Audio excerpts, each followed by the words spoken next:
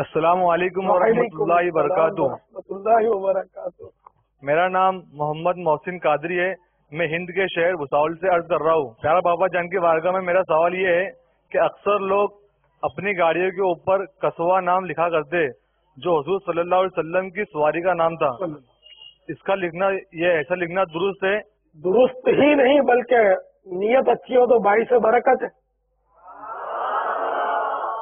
پیارے آقا صلی اللہ تعالی علیہ وآلہ وسلم کو جس شے سے نسبت ہو گئی بابرکت ہے، پھر اس نسبت والی چیز سے جو اپنی نسبت قائم کرے وہ بھی انشاءاللہ برکت سے محروم نہ رہے گا۔ یہ تو قابل تقلید فعل ہے آپ کا کہ ہم کو بھی لکھنا چاہیے اپنی گاڑیوں پر قصوہ لکھ دے، کوئی یافور لکھ دے۔ یافور بھی تو سرکار صلی اللہ تعالی علیہ وآلہ وسلم کے خوتے مبارک کا دراز گوشت، ہمارے یہاں جس کو ہم گدھا بولتے ہیں، لیکن وہ تو دراز گوشت خوتا حمار،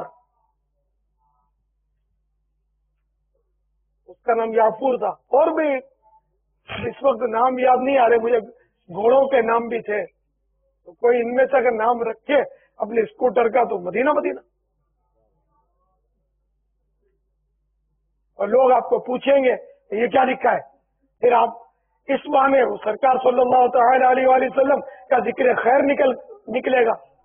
یہ تو آقا کی اونٹنی کا نام ہے قصوہ، تو وہ آقا کا اونٹنی ہے کہ جب میرے آقا صلی اللہ تعالی علیہ وآلہ وسلم نے پردہ ظاہری فرمایا، وصال ہوا، آپ کا انتقال شریف دنیا سے بظاہر ہوا، تو قصوہ نے چرنا چھوڑ دیا، نہ دانا پانی کچھ بھی نہیں، ایسی غم مصطفیٰ میں وہ بے قرار ہوئی، یہاں تک کہ بھوک اور پیاس کی شدت میں قصوہ کا انتقال ہو گیا۔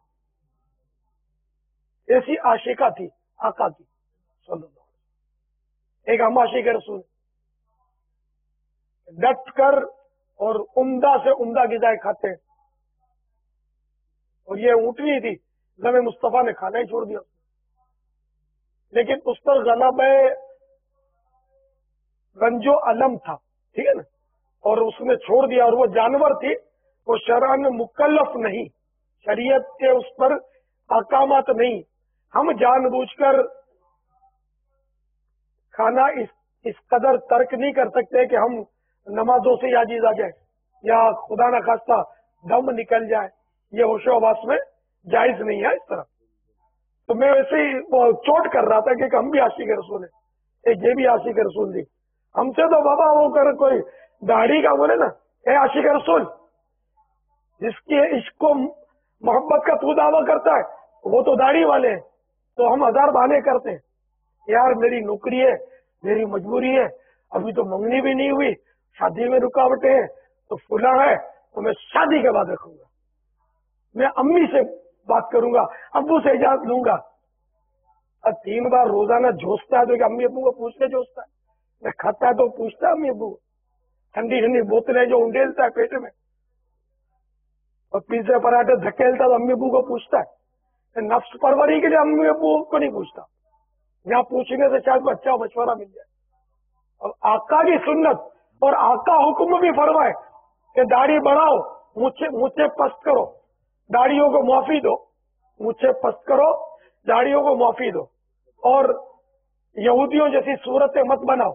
جب آقا حکم دے رہے کہ میرے دشمنوں جیسی شکل مت بناؤ، تو میں ابو کو پوچھ لوں گا، تیرا ابو کون ہوتا ہے؟ چلے میں ابو کا بڑا تھا کیا جب پوچھنے جاتا ابو کو؟ جب اللہ اور رسول کا حکم آ گیا تو امی ابو کو پوچھنے کی ضرورت نہیں رہتی، اور اگر امی ابو روکیں تب بھی رکنے کی اجازت نہیں۔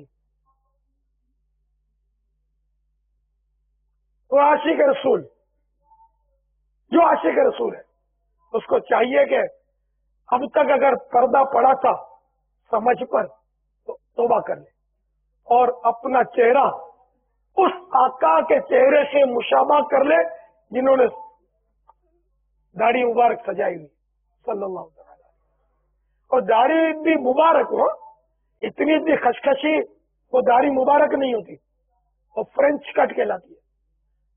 तो अपनी फ्रेंच कट नहीं होनी चाहिए, मदनी आका सल्लल्लाहु तआला अलैहि वसल्लम की निस्बत वाली होनी चाहिए। तो ठोड़ी के नीचे से एक मुट्ठी ये वाजिब है, बढ़ गई तो काट देना सुन्नत है, एक मुट्ठी से जो बढ़ गई। इधर यहां से भी एक एक मुट्ठी नाप ले, बढ़ जो ज्यादा हिस्सा हो काट ले। तो दाढ़ी मुंडाना एक मुट्ठी से घटाना दोनों हराम है, और मेहरबानी करके इससे तौबा कर लीजिए और अमली तौर पर अपने इश्क रसूल का सबूत दीजिए। सरकार का आशिक भी क्या दाढ़ी मुंडाता है?